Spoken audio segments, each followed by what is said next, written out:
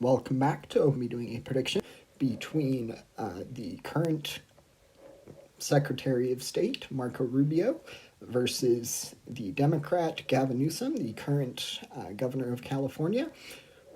Rubio, obviously, on the Republican side. Rubio has been floated as a potential second option. It'll most likely be Vance at the moment as the Republican nominee, but he's been floated as another potential contender. I thought it would be interesting to do a prediction between him and Gavin Newsom. So we're going to start out. I've got all the safe, likely, and lean states characterized. Start out with Nevada and then just go eastward. So I do think Rubio would probably be a more electable option compared to Vance. I think that he is got some more moderate appeal. Marco Rubio did quite well on his Senate confirmation vote. He was able to win the votes of quite a few Democrats. So I do think that he would be a less polarizing figure than J.D. Vance would be, fewer scandals and whatnot. So I do think Rubio would be a strong Republican contender, and I do think that Gavin Newsom would be a good option for Democrats, probably not as good as Rubio for the Republicans, but nonetheless, Gavin Newsom versus Marco Rubio. We'll start out with the state of Nevada. Nevada, I've gone back and forth on. I know that many of you are hoping that it ends up in the Republican column. I've seen comments for both. I do think that if the election were to be held today, it is just generally a more favorable environment for the Democrats. So I'm going to put the state of Nevada into the Democratic column for Governor Gavin Newsom, so that he wins the neighboring state, California, Nevada. That's going to be 6 electoral college votes. And next up, we get to the state of Arizona.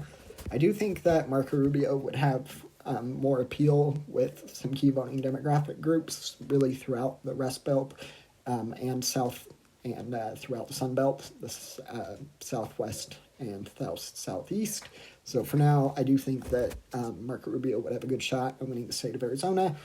Like I mentioned already, he's definitely portrayed as a little bit more of a moderate, and I think that would greatly aid him in winning the state of Arizona.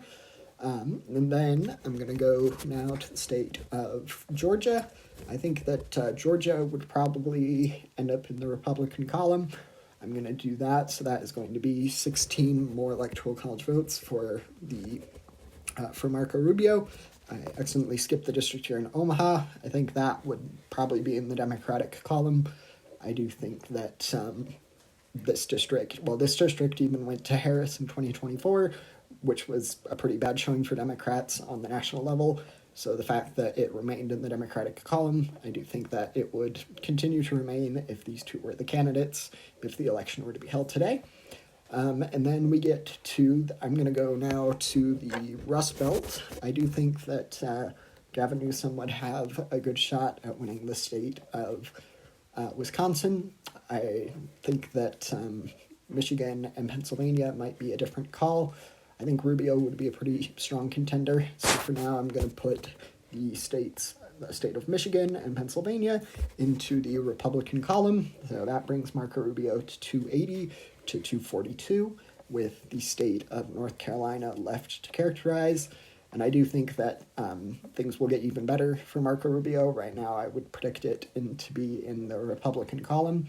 So that is a pretty good election for the Republicans. Marco Rubio wins with 296 to Gavin Newsom's 242. Really, any of these swing states could go the other way. That's just nature of them being swing states and or districts. But for now, that is how I would predict a hypothetical election between Marco Rubio on the Republican side versus Gavin Newsom on the Democratic side. Feel free to agree or disagree with me in the comments. Don't forget to like and subscribe. Thanks. Bye.